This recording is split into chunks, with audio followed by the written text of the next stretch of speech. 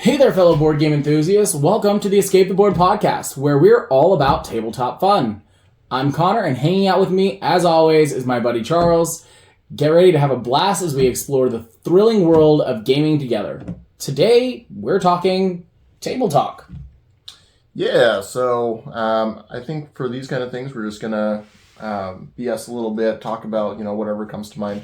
We might have some topics in the future so that we can... Today is not one of those days. It's not, kind of. Yeah. Welcome to us. Yeah, welcome to Connor and Charles, the podcast. Welcome to... Talk a little bit about our interests, talk about, why we're doing this. Right. This episode in particular, I think, is a really good use case for introducing you at home to what we're doing as Escape the Board. And why we're doing it. Right. So we're very much a local business in a very small town in Idaho, for those of you that aren't listening locally. We're in Blackfoot, Idaho. If you are in the area, please come down and see us during game nights. Those happen fairly regularly at this point.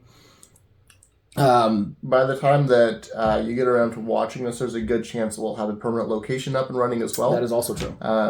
So check our link down in the bio and we'll Yeah. hopefully have an address for you to come visit us. I mean, obviously, you can find us on socials. We're at Escape the Board, board spelled B-O-R-E-D, on Instagram, Facebook, and TikTok, assuming TikTok isn't banned at this point with everything going on.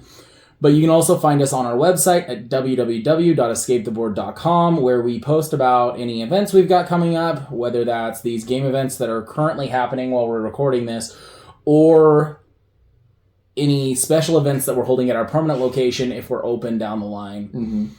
We post everything that's special, anything that's really important information goes on our website, as any business does. Yeah. Speaking of B-O-R-E-D, we went back and forth for a long time on how we wanted to spell our name. I'm still not sold on it, but eventually we had to make a decision and stick with it, so... I think really? You're not sold on it? I feel like board, spell like a board game, B-O-A-R-D. I think that'd be funner. I do. Honestly, it took me a second. It took me a second to figure out exactly how I felt about the board being spelled O-R-E-D, but it has grown on me. It makes sense. There's a good reason to do it the way we're doing it. I'm not opposed to it. Personal preference. I'm still in. The O-A-R-D camp? Yep. I still think it's better. But this is what we chose. I'm sticking with it. Yeah. I'm not fighting on it. It's filed, so we're stuck with it either way. Right. But, I mean, and that's something we very much like to keep the community engaged in what we're doing. And the O-A-R-D decision came down to a poll on Facebook, actually, for those that are not familiar with the process. It's true. We were very torn between the two spellings, and it was an overwhelming pro towards being spelled O-R-E-D. It was like 80%. Something along those lines. It was crazy. Yeah. And I honestly, like I said, it's grown on me, and I kind of see why people thought that way when we put that poll up, because being spelled O-A-R-D, sure, you're escaping board games, fun, dandy, but the B-O-R-E-D not only sounds the same, but you're also have that playful little word goblin that says it also you're escaping boredom. Right? Which I totally get, and then I think that a big part of it is that we're not just a board game cafe. We want to offer other things. We want to make sure that people are comfortable, which is actually another reason for me that I wanted the OARD, because one thing that we've been doing while spreading our name around the community is referring to ourselves as a type of community center. A lot of people aren't familiar with the concept of a board game cafe, so we've been like, hey, look, this is supposed to be a hangout place where people can just come, relax, enjoy their time, spend time with other people in the community. So we've been referring to ourselves, in a sense, as a community center. And I don't want to overemphasize that we're not, like, I want people to understand that we are a board game cafe, and I worry that spelling it O-R-E-D Okay. is going to lead people to think that we're more of an actual community center where people are going to come and do like Zoomer or something. Okay. Yeah. I can kind of understand your trepidation there, but... And like you said, we're not just a board game cafe. Mm-hmm. When we do open our permanent facility, we're looking at having escape rooms. And the thing that I am personally most excited about, we are looking at bringing in CAT VR omnidirectional treadmills, or as some people call them, slide mills, for 360 full-scale VR, where you're not limited to just room scale. You're not limited by the walls that surround you. You can move freely within the game. I am so excited to bring those in. That's actually another one we've gone back and forth. Yeah, on. it is. Charles, Cat was not our first choice. Oh, that's true. That's true. We did look at Omni, the company Omni, and looking at the Omni Arena was our original idea. Much larger system. Absolutely. I think it would have felt a little more cohesive.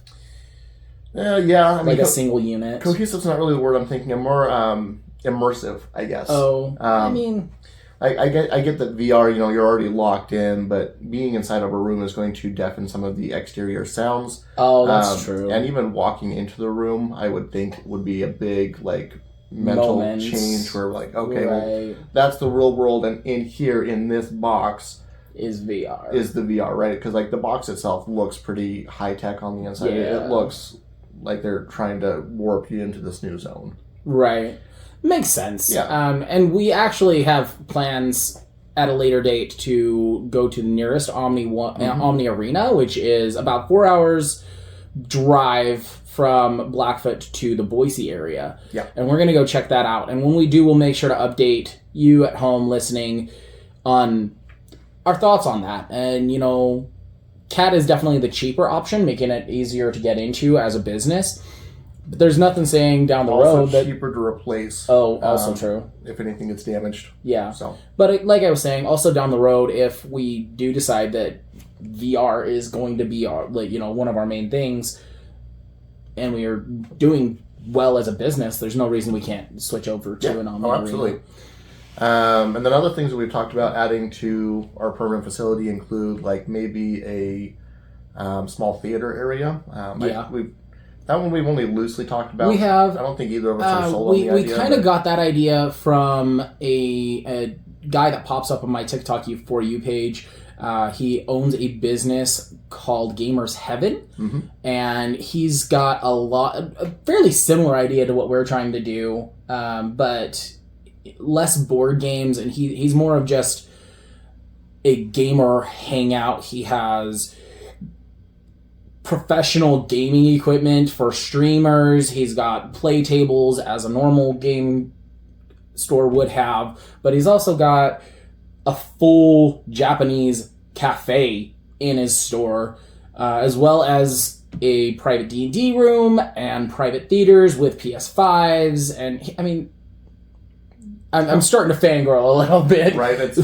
This guy's business looks amazing, and I would love to go visit someday.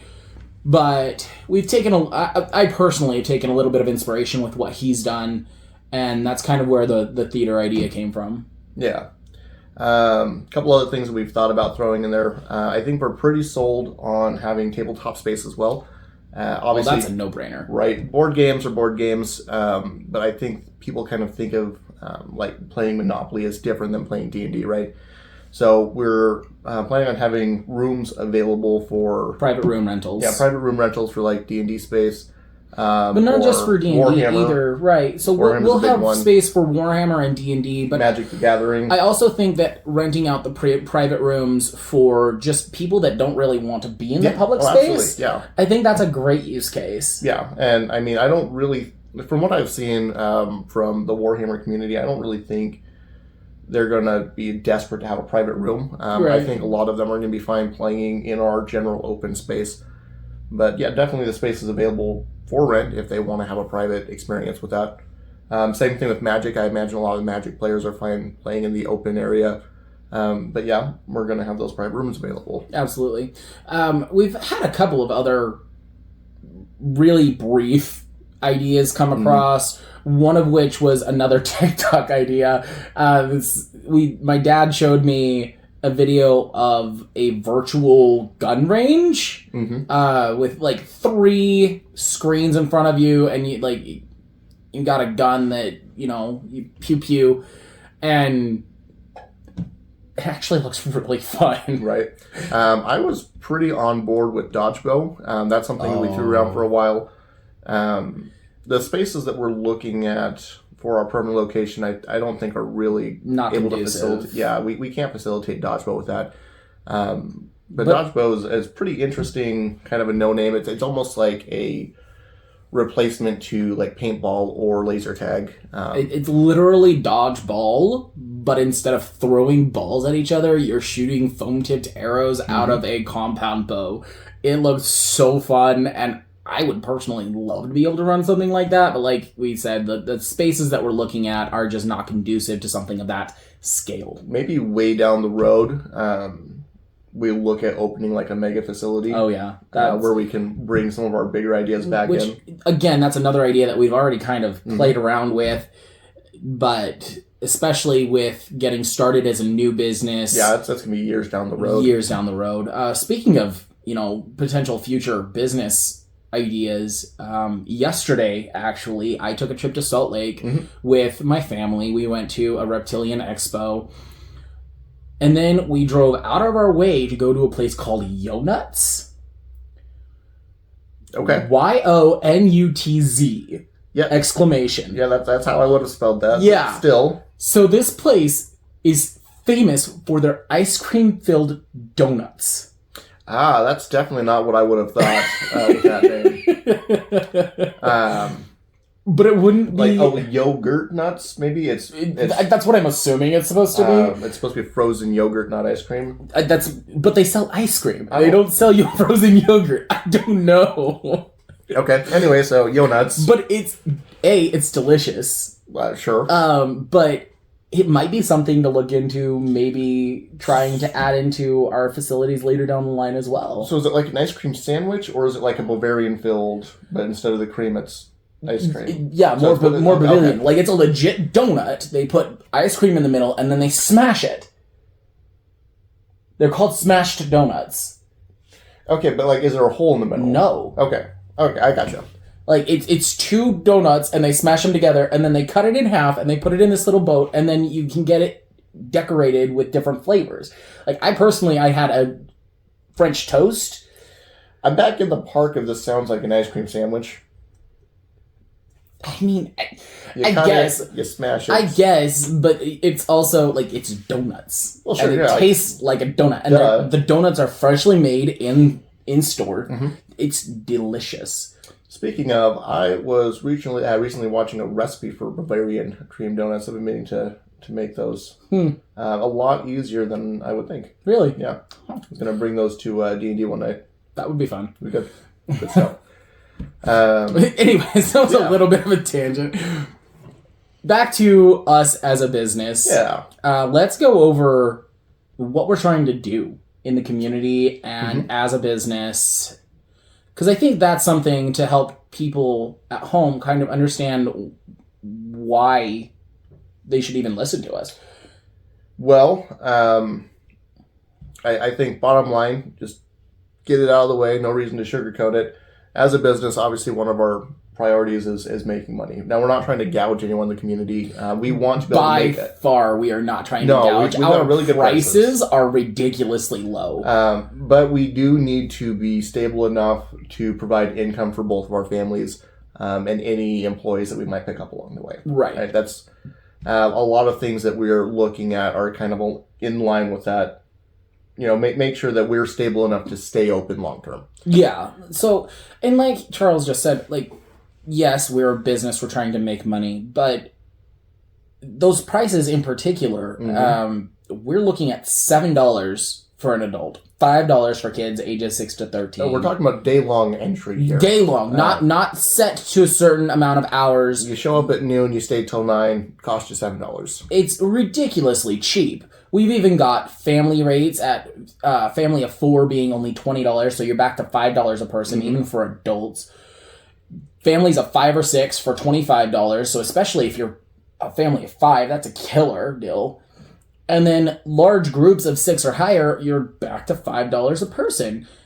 So most of the discounts basically come down to if you bring enough people with you, then everyone gets in for the child rate. Right. That's pretty much what it Yeah, comes down to. that's true. But we're not trying to price gouge like Charles just said. No. We are very much trying to open a space for families of the area or families in general. If you decide you want to drive and visit us from, who knows where, but families and especially youth of the area, teenagers have nowhere in Blackfoot to go spend time. If you're over the age of 21, you can go to the bar. If you are a family and you want to go see a movie for a couple of hours, we do have a small movie theater that's fairly recently opened. And we do have a small bowling alley, but that's 10 miles outside of town? Maybe not quite 10. Yeah, I was thinking like 5, but yeah. But it's a ways outside of town. And other than that are all time-limited entertainment options, there is nothing. And we are here to fill that niche. You could, go to the park and throw rocks at cars, but that's generally That's also illegal. Generally discouraged behavior there. Don't do that. And, we're not idiots. We know that not everybody is into board games. Not everybody loves to play board games. But it's also unrealistic to develop a business plan that literally reaches out to everyone. Right. But that's also why we're looking at escape rooms and VR in the future, so that we can... We want to expand and make it as comprehensive, as inclusive as possible. But there's definitely a lot of people, I think, that are just going to be generally uninterested in everything we're offering. I'd like to hope that a majority of the community is on board with what we're doing. But we definitely have a lot of support. Yes. I have seen, there's certain people that will share every post that we post on Facebook. There has been an overwhelming positivity on Facebook. There's always trolls. There's always people that are like, oh, this is never going to work. There's one guy that said, I've opened 7 businesses in Blackfoot. I didn't have to do any of this crap you guys do. Like, okay, well, first of all, you opened 7 businesses? Right. But you're obviously not doing something right. Well, hold on. There's no reason to assume those businesses failed. Yeah, that's fair. But the point is, everybody runs businesses differently. That's true, but Connor and I, we don't come from money, right? We don't... Very much not so. I don't have $100,000 to borrow from my dad. That's not happening for us. We're running with kind of a grassroots startup concept. We are starting from bare bones, zero. I think we started with $200 in our bank account. Yeah. And a lot of the stuff that we've acquired for the company, obviously a lot of the games and a lot of the equipment has been completely out of pocket for both of us. Yeah. We are bootstrapping this at the very definition of bootstrapping. Yeah. Connor, so because we definitely don't have the money right now to keep our wages stable, I've gotten myself in a position where when we do open our permanent facility, I'll be able to quit my job and run full-time for a very, very small wage. Yeah. Connor's going to stay with his current job, Yeah, not just for stability, but to pad out the business a little bit with some of his income. And make sure that, I mean, obviously I do need to stay stable. We both have families. We've got kids. Charles has 2 kids. I've got 1. And we can't, let our families go hungry. We have to keep a roof over their head. I have a house payment that I have to keep up on. So making sure all of our needs are met while still pushing on the business is the name of the game for us. That is exactly how we're doing it.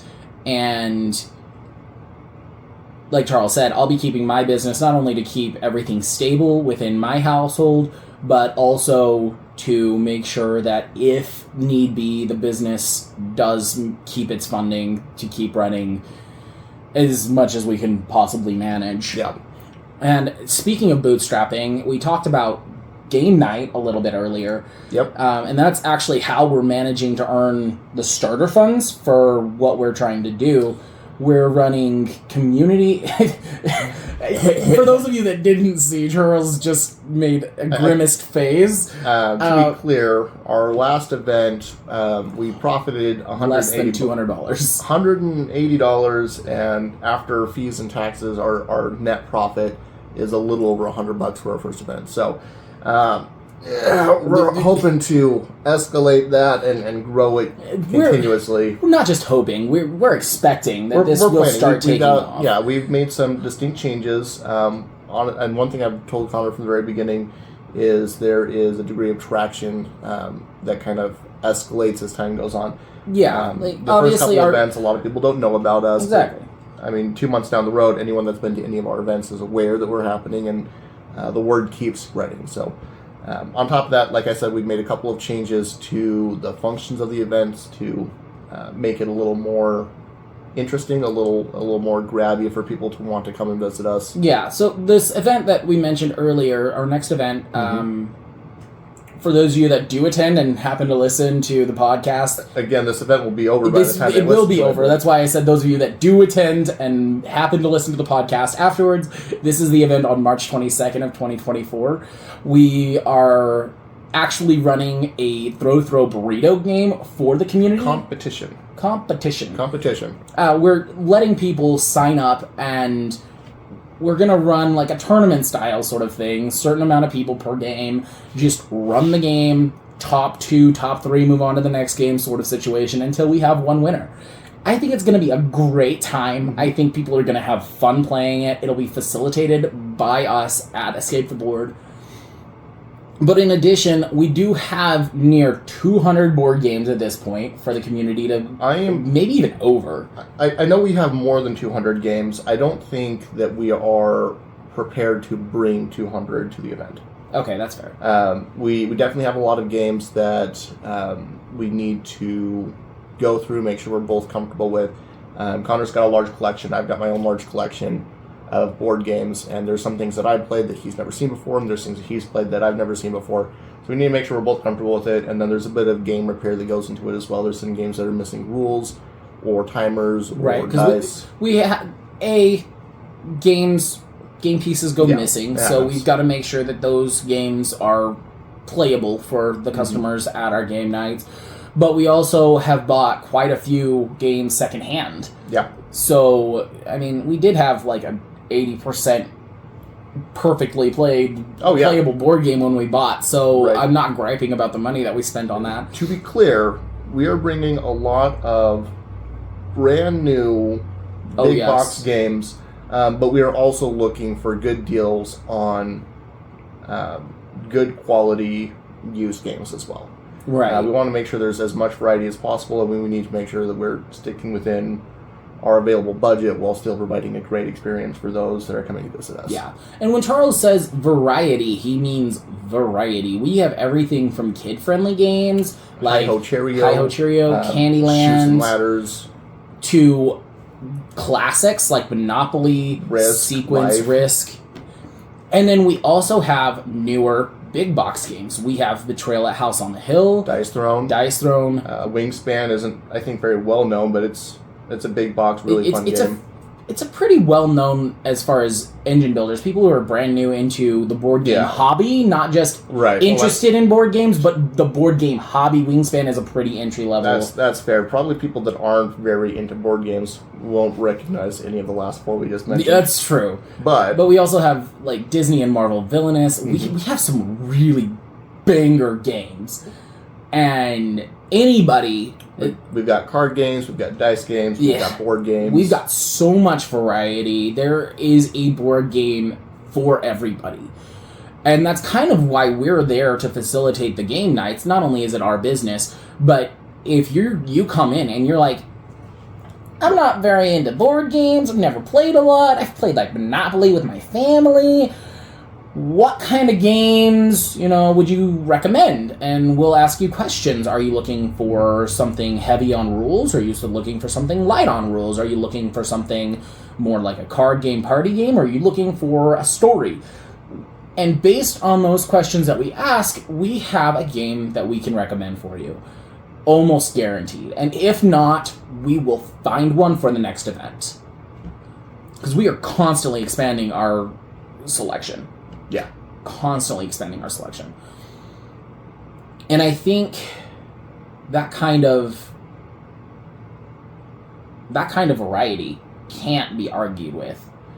And we've had people ask the question, like, I have board games at home. Why would I come pay to play your board games? That goes back to our base concept. I mean, we really do want to be a community center. Right. We recognize you could go spend $10 and play Monopoly at home. We're not questioning that. We're not trying to fight that system. We're not trying to curb the market on playing board games. We do just want to be a friendly, clean, happy environment where you can come and relax at the end of the day. I know a lot of people just don't like sitting at home all day long. They want something to do in their free time. Somewhere to be. Somewhere to get, yeah, exactly. And, yeah, like Charles just said, like, there are people that refuse to sit at home all the time. And there's people that work at home, like myself. I don't get out of the house very much unless I'm going somewhere to do something. And a place like this, especially when we were in high school, would have been fantastic. Obviously for us, we're board game enthusiasts. We enjoy the board game hobby, but realistically, we didn't get into the board game hobby until years after high school. Yeah, maybe a couple of years. It was like 2 or 3 years after high school. Maybe for you. I didn't start expanding my collection until maybe until maybe 4 or 5 years ago. Which, I mean, granted, is only 4 or 5, 6 years out of high school.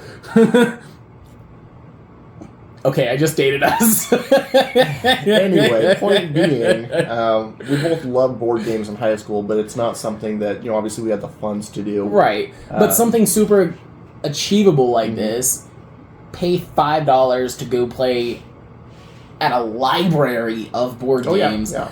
That's the other thing, is you're going to come and sit with us for 5-7 hours, and we've got dozens of options. You can sort through, you can play 3 or 4 different games in one night. Going back to the pricing, that we mentioned that before, it's, $5, you get in, stay as long as you want, but that's also play as many board games as you want. Yeah. You come in and it is unlimited access. When we get to our permanent facility, we'll also have food available, so you don't have to leave and go get McDonald's or something in order to have a hot meal. I've heard a couple of people suggest that we have our games available to rent as well. Let people take them home for an additional price. That'll take some more shopping. Definitely something to think about. There is a facility that's only a couple of hours away from where we are, that we're going to go check out probably either sometime this week or next week. You wouldn't hurt to start probably next week. We've got a lot going on this week. That's true with game night coming up. But yeah, probably next week we'll go and visit them. That's a very similar concept to what we're doing.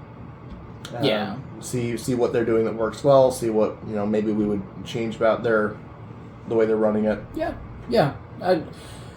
We've done lots of research into a lot of different board game cafes. I think we're pretty comfortable with generally how we're wanting to run things, but it never hurts to take a second look and see if there's any ideas out there that could really take us to the next level. Right, and not even just that, like most of the board games cafes that we've looked at have been states away. Yeah, that's true. We've looked at Main Street Gaming Cafe, we've looked at Tabletop Gaming Cafe, we literally just Googled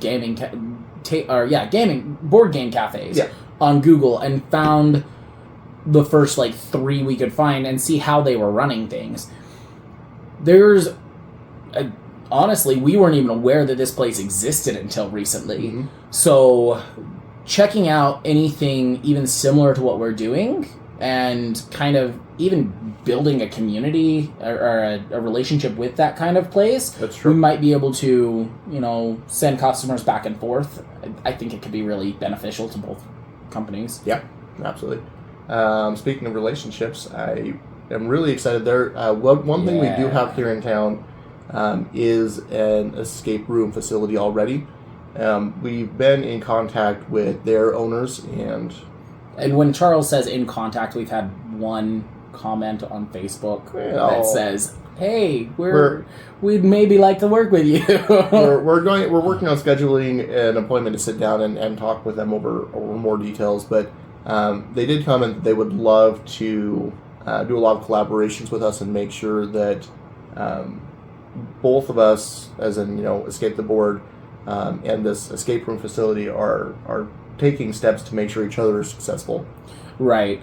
And not only that, like, we are actively in collaboration with, I can't speak for her because we're very new associates, but I'm assuming she's a fairly new insurance agent out of Rexburg, Idaho, who is willing to work with us with her providing free game nights for some customers. Yep. We're actually looking at a couple different opportunities there, and this may die off by the time this episode is actually posted, but she's interested. She has a post on her personal Facebook page, and anybody who likes that post and follows her page is going to get free entry into our next event, and then at our next event we'll have an opportunity for them to possibly fill out and get a quote from her, right. And if they do, they'll actually get a free pass into the next one. Yeah. So, local community, I mean, she's part of a city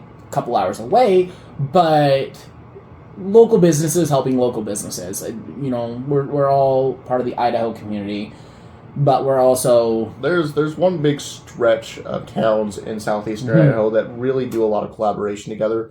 Everything from Rexburg down to Pocatello, I would almost consider part of just kind of one larger community. Right. It's not like a metropolitan area for those of you that aren't It's all rural. In the area. It is very rural. You think like Salt Lake area, and everything from Salt Lake to Logan is one giant city. Yeah, it's not like that. But we got large stretches of farmland in between the different towns.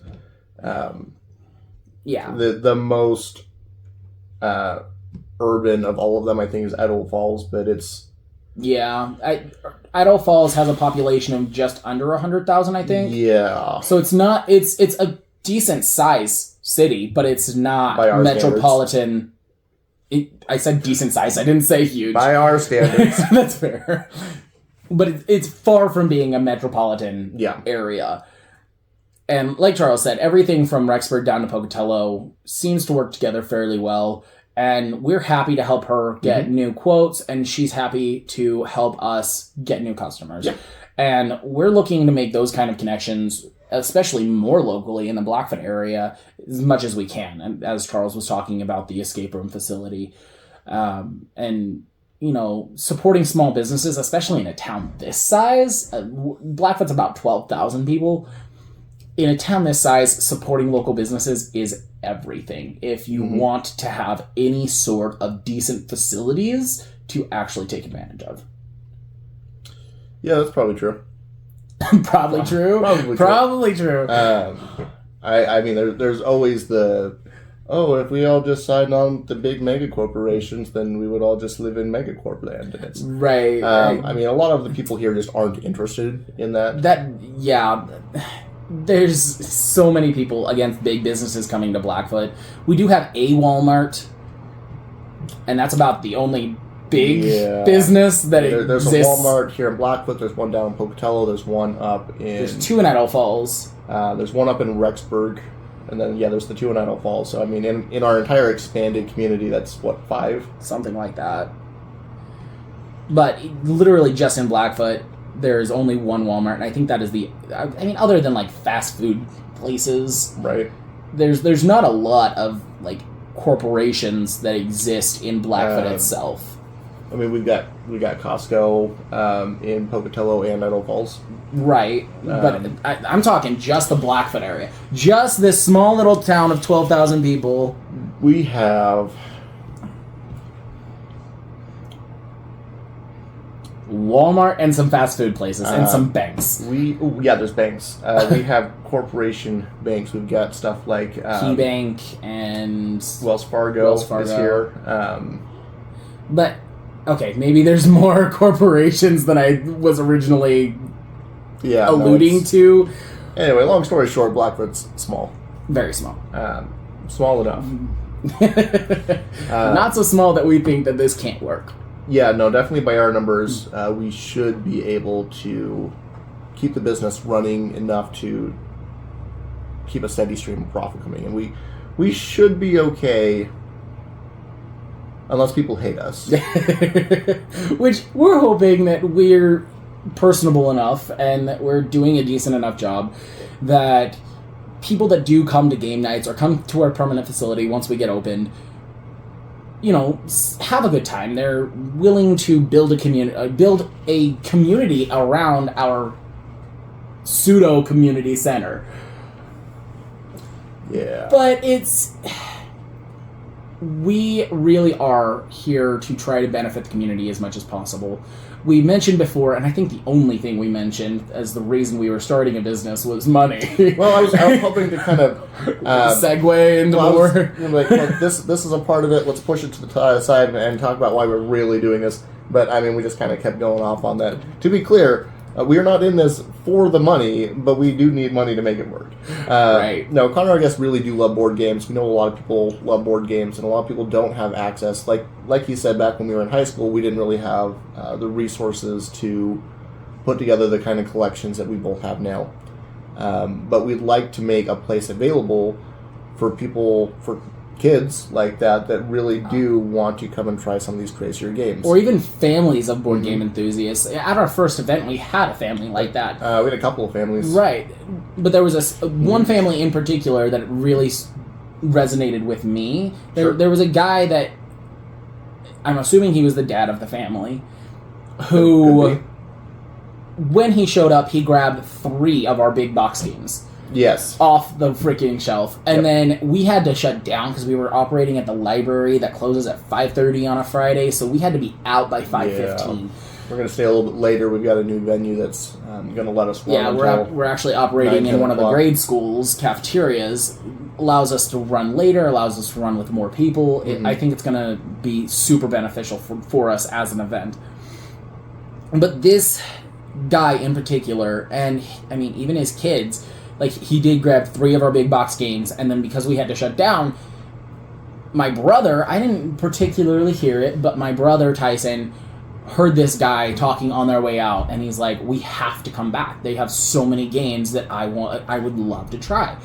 And people like that are the reason, the primary source of why we're doing this. Because board game, the hobby, is not cheap.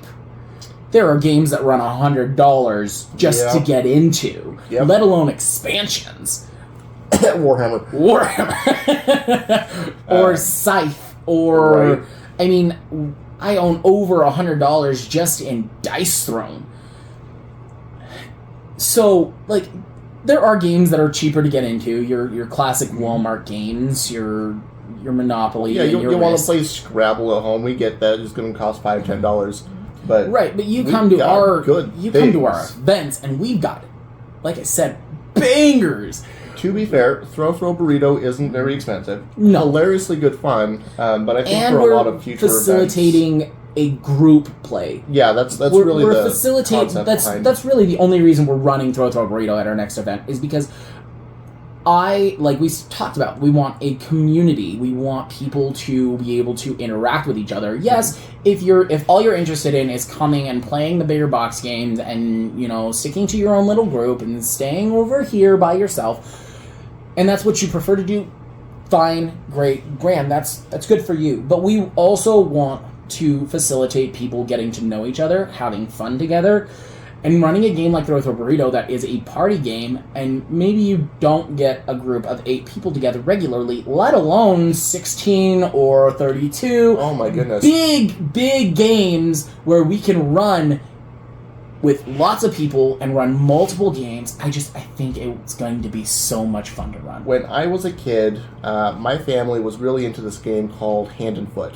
And it's supposed to be played in pairs, so really if you want to get a good game going, you need like 8 to 16 people to get a real full game of Hand and Foot going.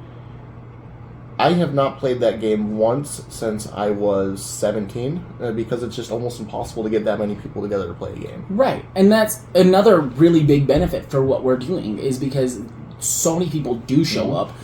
And again, maybe you're not interested in interacting with a lot of people, and if that's your jam, then that's great. I'm happy for you. Yeah. But there are also people who love... pressure. Absolutely.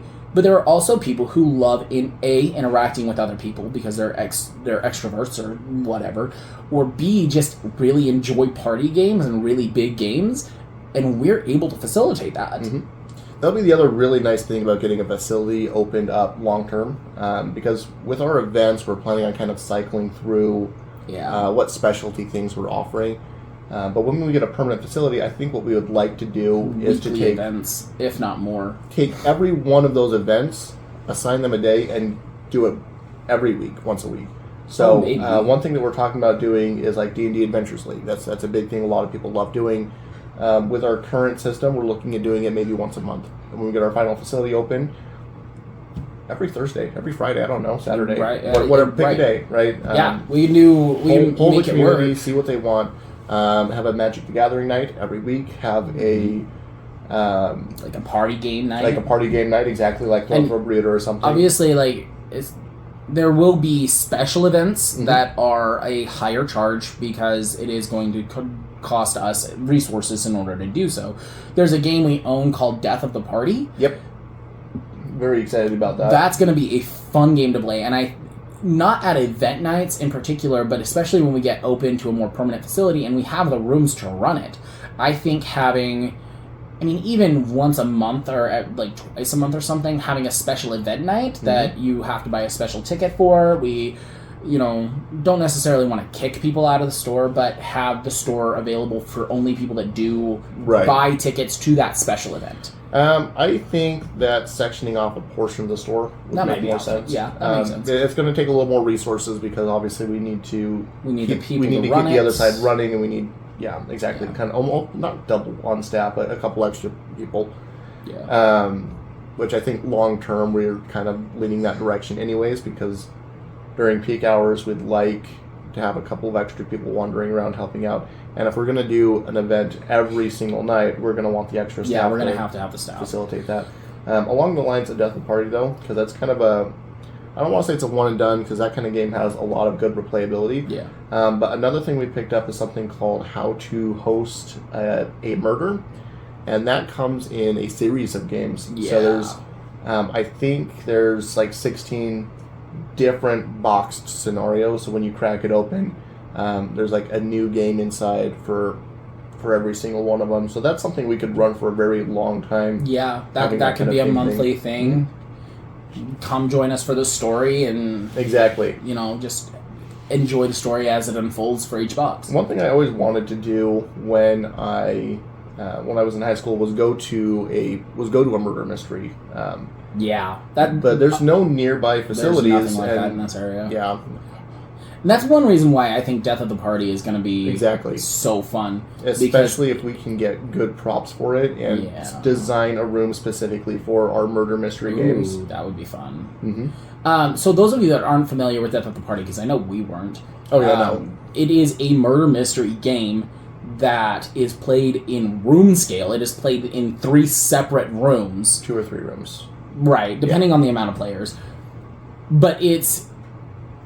Among Us was super popular for a long time. Yeah, it's a lot like Among Us. It's a live version of Among Us, murder mystery version, where you show up, you're given this story from the butler, who is played by one of the players, who's familiar with the rules, and he gives you the story of how the host that invited you has been unalived, and it's your job to figure out who in the party is responsible, and that person can actually unalive people as the game plays. Or people. The more people we play with, there can be up to 3 that are... I like the word eliminate better. Oh, there you go. Yeah. So anyway, the killers in the game... concept's pretty straightforward. Yeah, it sounds so much fun. It really is. It really is basically Among Us in live action murder mystery form. I think it's going to be so much fun to play. Only once before have I gotten a big group together for One Night Ultimate Werewolf. Oh, yeah. Running that as part of our murder mystery night every week. That could be fun. Because there's like 7 or 8 different variants on that one as well. That's true. One Night Ultimate Vampire, One Night there's Ultimate. Alien, yeah. I think. But yeah, cycling through those kind of things for murder mystery, that same kind of what thing. Is it? Secret Hitler? I think it's Secret Hitler is another I think I've heard of that one. It's a game. I'm pretty sure one person is quote unquote Hitler, and everybody's trying to figure out who Hitler is. Like, so it's a very similar concept. I think I've never actually played Secret Hitler, although it's a pretty common game. It might be something we need to look into. So when I was a kid, we played something very similar that we just called Mafia. Oh yeah. So if it's just a verbal game, I think when we were playing Mafia, we would hand like little slips of paper to tell you your role. But if it's just like a no resources kind of game, there's literally like 20 different names for that game. That's true. One Night Ultimate Werewolf being one of them. That one is a resources game. It comes in a box and it gives you fancy little cards. Well, Secret Hitler does. Oh, it is a box game. Yeah, it's a box game. I gotcha. Yeah, Mafia was not a box game. No. That was just a sit in a circle and... Right. Yeah. Yeah. No, that's why I specifically brought up... Secret Duck Duck Goose, basically. Yeah, right.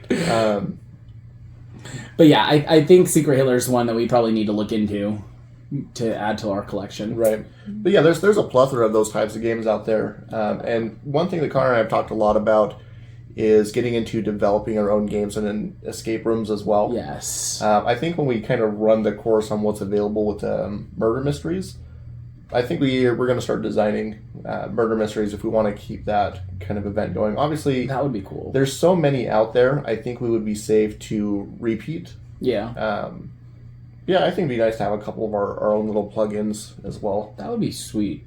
Especially, I mean, and I might be wrong, we'll have to workshop this and kind of figure it out, but I think Death at the Party is probably a really good type of game to do that with. Yeah. Because, I mean, it already has its own story, but it wouldn't be hard to come up with a new one.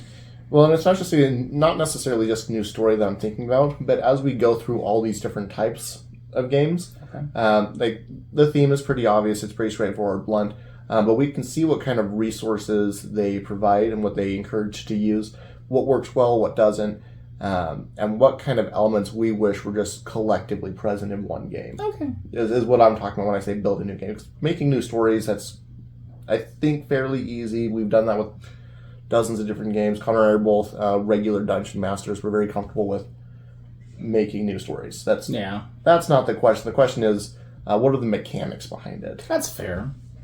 Honestly, after we do this, that might be a game to actually create and release. Oh yeah, absolutely. Yeah, that's what I was would love thinking to release games that we create. I was just thinking like in store, but that like especially if we take everything, rework it a little bit, turn it into a new murder mystery game, that wouldn't be a bad one to release under the Escape the Board name. Yeah, I mean, I don't know what it would take to, I'm sure pretty much nothing, but I mean, we stamp our logo on it and get it sold as a product. I don't know what you're trying. I don't know what word you're looking for. I don't know. But yeah, just getting it out there large scale is kind of what I'm getting at. Yeah, and honestly, like when we do get around to that, that would be a really good way to supplement our income in the cafe too. Especially, I mean, there's a lot of board game publishers that use Kickstarter to actually release the game and get it created and get it released. We'd obviously have to put up our own money to create the first version of it. You just kind of give people... yes and no. Because one big thing with Kickstarter is they just want you to have a distinctive product. Right. Well, that's my thing. We create the prototype. Oh, sure. Yeah, but I mean, that costs almost nothing. You print it out on copy paper and maybe you hand draw your tokens while you're figuring out the concept behind it. When you're comfortable with what you're doing, you throw it up on Kickstarter, get some funding in, and then... I don't know if I'd want to release something that looks that ghetto. No, you don't. You don't. For our testing purposes, we do personally designed bits and pieces, and Yeah. then you throw up on Kickstarter when we have a good proof of concept. Yeah. And then we use the Kickstarter money to get good pieces and quality. No, okay, maybe. Yeah. Maybe. I can see where you're going. Yeah, that's something that we both really look forward to in the future, is getting into game design. And I mean, obviously, if you've been listening, we've just been rambling, but you can see or, hear however you want to word it. However you're paying attention to our podcast. Exactly. You can see that we're a multifaceted it's multiple levels of this business that we're trying to do. We're also not overextending. Everything is very connected. Everything financially pieces together. Yeah. We're not trying to everything run our budget is out the door. Everything is escape the board. Everything is under the one roof of escape the board. It's got a distinctive concept behind it, and we want to push that to the max. Absolutely, and that's honestly the whole point of this episode, the podcast as a whole. But this episode in particular, we wanted to let you get to know us, let you see things that aren't scripted, and just get a good idea of who we are as people, as a business, as whatever else you want to take from this episode, whatever else you think you can take from this episode. We are very much board game enthusiasts making something work for our community, and especially for the board game enthusiasts in our community. Exactly. And I mean, we've had so many of the teens out of the high school say that this is something they want. Yeah. Especially my brother in particular has at least a dozen friends that I know of who are very interested in this. They've vocalized that they want to be a part of this journey with us. Yeah. And we're super excited to have them along. We're super excited to have you along. Hopefully you continue listening to us if you're not local, or if you are listening or watching and you are local to the Southeast Idaho area, come find us. Pay attention to our social medias, pay attention to our website, because we would love to have you join us. We are here for you. We are here for the benefit of the people, and we just love what we're doing. And to be able to say that board games is what I get to do. Yeah, right? Like, that is a dream come true. It is literally a dream come true. I've had that dream. When I think about my ideal perfect job, what would I get paid for? It comes down to I get to play board games. It comes down to just a couple of things. Like, I've always thought about oh man, maybe I should apply to being like a video game tester. That'd be super rad. That'd be fun. I mean, granted, I know it's not all roses and butterflies, but work is work. It's fine. But yeah, I mean, board games is another thing I super love. The other thing that I've always kind of wanted to get back into is I used to be a climbing instructor. Yeah. I love climbing. I've always thought about going back and doing that again. But like those three things, those are dream jobs for me. Yeah. Yeah. For me, it comes down to board games, obviously. Mm-hmm. At one point, I wanted to be a sign language interpreter. Yep. I would love to get into that. And like you said, something like a video game tester, or just something that I get to nerd out while I'm working. Yeah. Like, that's really what it comes down to, is do I get to nerd out? Yes, that is my dream job. I mean, you've heard it said, if you really want to live life, don't make money doing something to get by. Make money doing something you love. Yeah. Right? Yeah.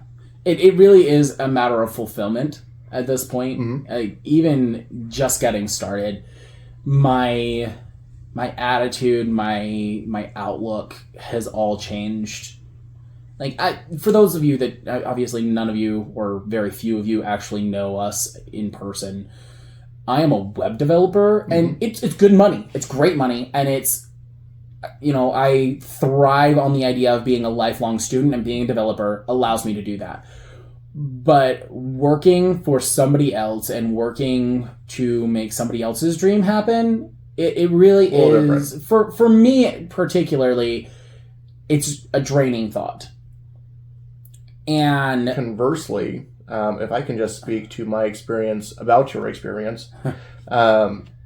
So what I do mostly is rigging. I do a lot of work on the weekends. Connor works Monday through Friday, and a lot of the work that we do for Escape the Board is during the work week as well. Yeah. So Connor works a full day. He gets up at like 6 a.m, works for 8 hours, gets like half an hour, maybe 45 minutes break before we start working on Escape the Board. And he's not exhausted by the end of the day. It is amazing to see someone working all day long, and at the end of the day, they're excited and energized. And it is clear to me that this is something that Connor's just really enjoying doing with his time. You know what? I actually appreciate that. Yeah. Because I hadn't noticed that. But you're right. Like, I get off work and I am exhausted. I go to work. I become 8 hours of work, sitting at a computer all day. I don't really leave the house. It can, before we started doing this, it was rough mentally. Yeah. And then we started working on this business, and every day we work on it, I am excited for what the future holds. I am looking forward to the next time that we work, even though it is a 13-hour day sometimes. Like, we really do work. Or more. We put a lot of work into this, especially on event nights. That day that we run that event, I will work my full 8-hour shift So Friday morning. You're going to get up at 6, and we're not going to be done with our event until about 10 o'clock. Right. And So, when I get off, I don't really get time that day because we have to load games, load equipment, get to the school, get set up. It will be like a 15-hour day. And I'm excited about that. Yeah.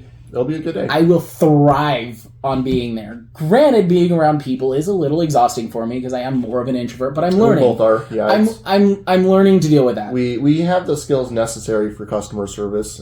We both had to work in customer service a lot, and that's where my general expertise is. I've done a lot of retail, fast food, but we are not a big fan of being in the middle of the public, but we're also very excited about this, and that's what makes it okay. That's what makes it worth it, is because this is something that we are excited to do. Yeah, and it makes being around other people worth it. It makes interacting with people fun, and I think that is amazing. Because there's not a lot for either of us that makes being out in public and being out in public isn't necessarily the issue. It's interacting with people. Yeah. That generally, not always, but generally is a little draining. And our social batteries are actually charged doing something like this rather than drained. And that is not something I'm used to doing. And that's not an experience I am used to. It's not common. A little tangential, but one thing that I have noticed about work, so I used to work at Scout Camp, and it was a great experience. And for some reason, whenever we were trying to get something done, everyone would just jump on board, and everything would get done really quickly and really efficiently. And then, moving back into kind of like regular life, I would go, and I was the manager for like a gas station, right? And trying to get everyone to get that same mentality and same attitude, it was a different world, and people didn't want to do it. And what I discovered is it's all about the goal, the like personal goal. At Scout Camp, everyone was like, okay, the reason I'm here at Scout Camp is because I want to be active with my life, and I want to be helpful and be productive. And when you get back out into kind of like the real world, people are like, okay, the reason I'm here is I need money for rent, right? Yeah. And so having people with very different mentalities about what the goal is, you get very, very different outcomes. Yeah. So when I think about, working at that gas station, I think about all the customers, and, there was nice people and there was rude people, and people would come in and they just want their thing and they'd leave. And there's people that would come in and they just want to chat your ear off for half an hour. But this is why I bring up this tangent, the big difference between working somewhere like that gas station, or working at Escape the Board, is when people come in, they've got that same kind of mentality that I do. Yeah. Like was at Scout Camp, where I'm here to have fun. I love board games. I want to play. Yes. And that's what our customers are thinking. That's why they're coming to us in the first place. And it's very energizing. It's very it makes me very enthusiastic to help people that I know want and like the same thing that I do. Yeah, it really is a different world once we step into our events. Yeah. Like, don't get me wrong, it is work. We are running a business and running 3 days a week now. We put the effort in. We put in the legwork. We are doing work, but it is something that we are excited about, and especially at our events. We put in the legwork. We make sure everything is set up for people to show up. But when people show up, it is a different world. Yeah. It is a different world view. It is a different mindset. It is a different group of people than I have ever seen before. And it is glorious. It's really weird because a lot of the people that are coming to these events are people that we have met outside of these events. Like Some of them. But to say that like it's a different world, it's a different worldview, and the people are just different. It's such a surreal concept because like I've seen these people around town. I've interacted with them, and like they're good people. I'm not really like, oh man, they're terrible outside. No, they're genuinely good people, but it is very different. Running into them at Walmart and just talking for a few minutes versus them coming to play games with us. It's right. You're right. They are very different people in that aspect, and maybe it's just all on our perspective. But seeing someone, it's a matter of perspective, and it's a matter of the environment. That's the big thing. Is what I was trying to get at. Is the environment. Seeing someone that's trying to buy a gallon of milk is very different than seeing somebody who is actually excited to play the games to that play we a board enjoy. game. Yeah, right. I mean, obviously board games as a whole, but especially a game that we enjoy playing. Yeah. Like Dice Throne in particular. If somebody were to come to game night, pick up Dice Throne and be like, how do you play this? I'd be like, I love that game. Right. Let me give you a hand. Well, that's the other really cool thing about us. We call ourselves board game enthusiasts, and I cannot emphasize enough like how suspiciously accurate that is. Like we said, we have over 200 games in our joint collection, and they come in all sorts of different varieties and types. The age recommendations, group recommendations, old school, new age kind of games. And I don't think there's more than maybe half a dozen games in our entire collection that I don't personally enjoy. And I know it's the same for Connor. Like, yeah, I know Connor's not a big fan of Monopoly. I get that. I respect that. I can't stand that game most of the time. I'm kind of neutral on Trivia Pursuit. Like, I don't go out of my way to play Trivia Pursuit. But everything else we've got, it's stuff that we love, and it's stuff that we enjoy, and it's stuff that we can spit back at our customers and help them to understand how to play and how to enjoy. Yeah. Like, we really do love everything in our collections. It's ridiculous. Yeah, absolutely. And that's another point of what we're doing. I know we haven't really covered that yet, but we are not only board game enthusiasts, but we want to help other people who are maybe a little intimidated by getting into the board game hobby, or even just individual bigger games. Right. Like, there are games that are huge. Everdell, Betrayal at House on the Hill, Mansions of Madness. Like, there are big, chunky, like, hard to get into games, and we're here to explain those rules, help you get set up, explain the rules in a very simple way, help you understand it, and then let you just run with it. We'll leave the rule book if you need any explanation. If you have questions, flag us down. We are here to help people not only get into board games, but make it affordable, make it fun, and make it easy.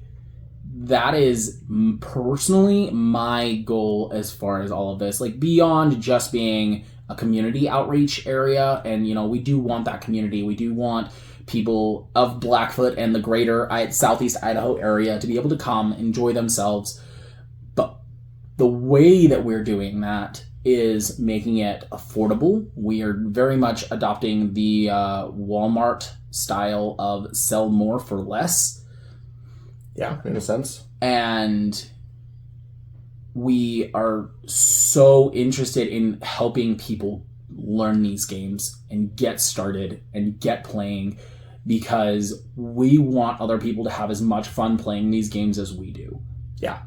And I think that's really what I'm in this for. Mm-hmm. Like, what are your personal reasons? Because I mean, I just explained mine. No, I'm along the same lines. Honestly, since we first started talking about opening up Escape the Board 4 years ago. Well, let me rephrase. Yes, 4 years ago. We've been talking about this for a long time. But when we sat down and started actually working out the deals, and it's only been a few months now for us. Yeah. But I think from the very beginning of the our actual, hey, let's do this. I think you and I have been on the same page. Obviously, Connor and I are very good friends. Some would say best friends. We've known each other for years and years. Going on 20 years now. Don't say that. Anyway, not quite that long. I think we're around going on. I think we're about 16. But either way, Connor and I have known each other for years and years. We're very good friends. And when you get friends like that, obviously there's some shared interests, right? Yeah. One of Connor and my main shared interests is board games and tabletop games and video games, just games in general. We share very similar thoughts on what kind of games we tend to enjoy. And yeah, like I was saying, just from the very, very beginning, I think you and I have just been on board with why we're doing this and what we're getting out of it. I love playing games. I've loved teaching some of our games to like your brothers or some of our other friends that will come over and play with us. I really do. Yeah, it's a fun time. I love teaching people games, and I love seeing their faces light up as they learn to love those games too. I mean, for prime example, if you caught our first episode, we play Terraforming Mars. Yep. And you can just watch as Justin and Tyson, it takes them a minute to start working, and then they take off. On. And you especially Tyson, you watch as he's like, all right, I got this and this and this and this. It's fun to watch new players of any game have that journey. Yeah, and that's why we do it. That is the reason that we do it. I mean, that and, playing games to make money. It's always good. It's always a good time to make money doing the stuff you love. But it's fantastic. It's such a great opportunity that we've given ourselves, and I am every day thankful for what we're doing. And we've totally gotten off on tangent. Well, that's all right. I mean, not really tangent, but this episode I think is a little longer than we were planning on. Yeah, absolutely. It's a little long-winded, but I think everything that we covered is realistic. Yeah, it's viable, and it's for the listeners at home. I think if you enjoy the episode, I think you're going to want to come back and visit us for future episodes. I think we're going to talk a little bit more about specific like game genres, or we might even dedicate podcasts specifically to individual games. But yeah, I mean, if you've enjoyed listening to us and what kind of stuff we like talking about, we like sharing, well, I think you found the right place. You found somewhere to come hang out with us, right? Make sure to subscribe. If if you've watched this episode, listened to this episode, or any of our previous episodes, and you enjoy what we're talking about, make sure to subscribe to the podcast. You can find us on YouTube at Escape the Board as well. You can find us on all of our social medias, Facebook, Instagram, and TikTok at Escape the Board. And, check out our website. Maybe not hopefully by the time this episode gets posted, we should have blog posts. You can sign up for, hopefully, I don't know if I should plug that, but I'm going to. Hopefully we'll have a newsletter going here pretty soon. Well, even if these things aren't available when this podcast goes live, eventually. Expect these things soon, right? Right. Check out our website. If it's not there, keep checking back. We're going to be adding these things to our collective. We're constantly making improvements to our website, constantly making improvements to our game nights, constantly just trying to improve every aspect of what we're doing. We would love a follow on our socials because, every follow we get, every interaction we get on our posts helps us find more people. And along those same lines, please share. Please share. If you like our podcast, share it with some of your friends. Share our social accounts with friends as well. If you have anyone in the area, or if you know anyone that's kind of local to where we're at here in southeastern Idaho, share our events with them. Let them know that they can come and have a fun time learning about new games or playing classics that they've always enjoyed. Yeah, and we post about every event on our Facebook page in particular. There's always a flyer and posted. on our personal website. All of those events will be posted as well. Yeah, we make sure everything is scheduled on the website. Everything is shared on especially on Facebook and Instagram. TikTok, I've kind of been slacking a little bit. I'm not even going to lie. TikTok is TikTok. There's only so much you can do. I mean, and again, by the time this is posted, who knows if TikTok is even going to be a We'll thing see. No reason to assume it won't, but definitely, check out our online presence. Like our social media profiles. Subscribe to the podcast. Follow us on YouTube.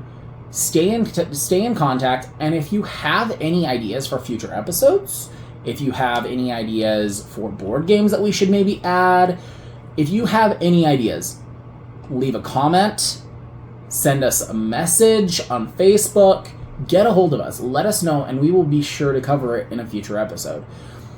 I think our next few episodes are going to be maybe a little different, maybe similar to what we've already done. Yeah, we'll kind of play it by ear. We've got a few styles that we want to run, and definitely we want to emphasize the stuff that you guys enjoy. So please leave those comments, leave those thumbs up, those likes, depending on what system what platform you're listening to us on. But yeah, let us know what you enjoy. We'd like to do that more.